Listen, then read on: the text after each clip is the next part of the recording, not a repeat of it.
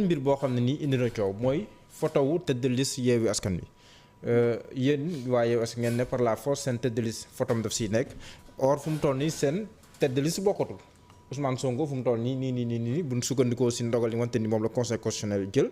moom mooy seen titulaire yi sa national ba du ñu bokk te moom moo ko jiite kon du bokk ndax tam foofu noonu nekkoo leen ñu indi biicoo ak mbaaloo par rapport à cette photo là. est-ce que yaa ngi may nangul ne élection locale y a que deux listes liste majoritaire composée des départements. ak liste proportionnelle. waaw si législative ñuy wax naan liste nationale. kon ñaari liste am y a pas 10 000 listes ñaari liste ñoo am est-ce que d'accord nga ak man ne code électoral moo ni liste proportionnelle bi tête de liste proportionnelle bi si titulaire yi mooy nekk photo moom la photom di nekk ci biir bulletin spécimen bi loolu la loi moo ko wax deful xaaj ak seen ne tête de liste majoritaire titulaire wala tête de liste suppléant loi waxul loolu dañu tête de liste nationale bi titulaire photom mooy nekk ci bulletin bi xam nga loolu lu muy indi mooy suppléant yi sax kooku noonu pour ñu ma xam amee seen mandarga pour permettre peuple sénégalais wala électeurs yi pour ñuy voter pour ñu permettre li ñu mën a am xaaj ak seen ñu ne ah diw de moo jiite liste bi diw moo jiite liste bi diw moo jiite coalition bi diw moo jiite ko looloo ko indi maintenant nee nga te muy impasse bu doy waar bu conseil constitutionnel créé impasse bu doy waar nga taxaw ne da ngay wax ne ñaari liste yi bokkul ay liste yu autonome la nga ni daal match de football mën nañoo jël ne titulaire yi bu ñu duggee remplaçant yi banc bi mën nañoo toog seen kër bu amee ku blessé si titulaire yi amatul remplaçant maanaam match bi mën na dem ba jouer que 5 contre 11 loolu la conseil constitutionnel wax ñu ne ko déet waay fi nga jëm nii impasse la benn liste moo am et chaque liste est composée de titulaires et de suppléants la preuve yaa ngi fàttaliku liste bu Dakar keroog ba ñu rejeté liste bu Dakar te conseil constitutionnel ñëw di ñu rétablir lan lañ wax ni liste Dakar titulaire et suppléant nañu rejeté mais lan lañ wax dañuy respecté wuñ parité bi si côté titulaire yi et pourtant dañoo rejeté et titulaire et suppléant kon lan moo tax tey jii nga créé impasse bii. lii kon buñ ko appliqué woon kon yéen kay est-ce que yéen waa Yewwi au niveau national di ngeen dem benn yoon. loolu moo tax ñun nañ appliqué la loi dans toute sa rigueur. ngeen bay dem dans ce cas Benno Bokk Yaakaar du bokk Benno Bokk Yaakaar du bokk mais nga ñëw taxaw ne Benno Bokk Yaakaar li mu def gën a garaaw non respect de la parité. lu mu def moo gën a garaaw alors que ñun da ngeen ñu xam nga ñun la ñu reproché incomplétude maanaam suñuy liste matul parce que dañoo investir nit ki. te loolu tamit mu def si titulaire non déglu rek non xam nga loolu c'est sujet à interprétation boo nee nit ki Mouhamed Diallo mi dañ koy investir si titulaire yi investir si suppléant yi nga tey ji conseil constitutionnel bu demoon bay di prononcer sur la recevabilité des listes titulaire lañ njëkk a wax parce que xam nga tax suppléant n'est que l'accessoire du titulaire et l'accessoire ne suit que le principal. nga ñëw taxaw ne suppléants yi maintenant ñoom ñooy bokk parce que suppléant boo xoolee si liste bi nga naan Ousmane Sonko bokk ci Déthié Fall bokk ci keneen ak keneen yeneen leader bokk ci. mais ils sont d'égale dignité. non dama la expliqué mooy moom laa lay wax ne la ñaari liste bi national moo am ak liste départemental loolu la teg ci wax loolu la kii amul ay sous liste amul ay liste parallèle loolu moo tax ma ne conseil constitutionnel mënoon nañoo dimbali Sénégal parce que un conseil constitutionnel kaay ma wax la benn mbir dama koy rappeler. Contrairement à ce qu'on appelle une cour constitutionnelle le conseil constitutionnel c'est un conseil constitutionnel dafa am mbir yu bëri yoo xam te ni da ciy bàyyi xel même bu ko loi sax waxul day ñëw pour suppléer la loi loolu moo tax ñu ne la les décisions du conseil constitutionnel les décisions du conseil constitutionnel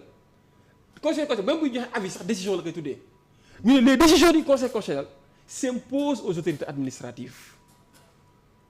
kon conseil constitutionnel au-delà de rendre une décision juridictionnelle day dimbali wàllu état de droit day suppléer la constitution day tenir compte des aspirations du peuple sénégalais conseil constitutionnel bu ne dañuy dem ci ay élection nationale élection yi da bu coow amee si mën nañu koy indi coow nar naa am ci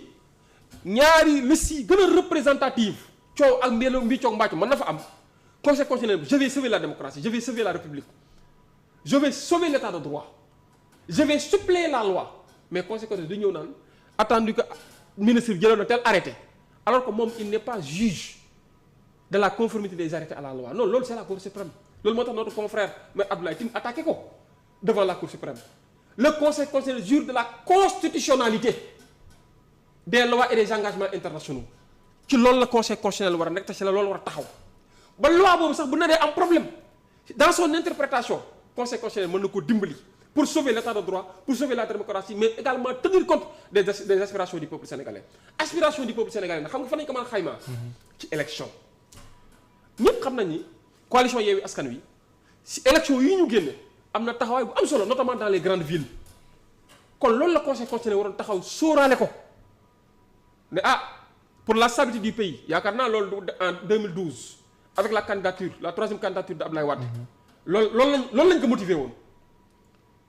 dañoo effectivement ils ont invoqué un texte en disant que oui le premier mandat ne pouvait pas s'appliquer parce que n'était pas concerné par la nouvelle constitution mais en réalité boo xoolee ci biir développement yi di nga gis conseil constitutionnel mu ngi wax ni ne serait-ce que pour la stabilité du pays le président sortant doit concourir loolu jurisprudence boobu nag moom Macky Sall moom la bëgg utiliser pour demander waat troisième candidature pour demander waat un troisième mandat léegi maître troisième candidature boobu nag lu mu ko jaral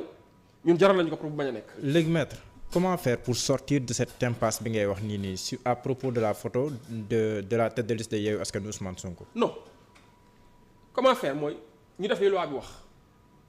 Ousmane Sonko au moins nekk na tête de liste si proportionnel titulaire texte yi moo ni gannaaw ba ngay indi liste yi da ngay indiwaale photom indi nañ photom lépp a ngi si au niveau de la direction des élections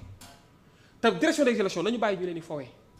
bu ñuy fowee administration xam nga des fois dama koy reprocher des fois ñu bari man leen. ñun Sénégal dañoo doon def en sorte que yi nga France c'est l'administration qui organise les élections moo tax calendrier bi soxlawuñu président di jël ay décret boo demee États-Unis c'est l'administration qui organise les élections yoonu président c'est un calendrier boo xam te ni constitution bi moo ko wax jeex na kenn du ci wax même bu ay calamité amoon xanaa ñu dem ba xool fi élection mën a fay am loolu moo tax ñu reporter élection moo tax nañu wax li texte bi wax nañu def li texte bi wax même bu fekkee ni page boobu dañoo dem ba war a jënd élection dafa war a am tête de liste bi diw Ousmane Sonko la woon nañ def photo Ousmane Sonko parce que loolu la texte bi wax même bu nekkee maintenant on dit que y a un vide juridique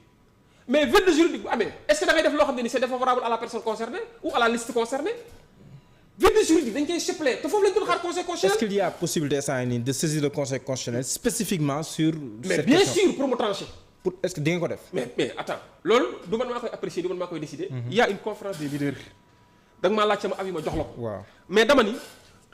la direction des élections le ministre de l'intérieur xam nga sax dañu foog ni direction des élections mooy jël décision yi c'est le ministre de l'intérieur parce que c'est lui qui a la charge des élections de l'organisation des élections le ministre de l'intérieur bu taxawee jël acte mais on peut attaquer cet acte parce que c'est le conseil constitutionnel qui arbitre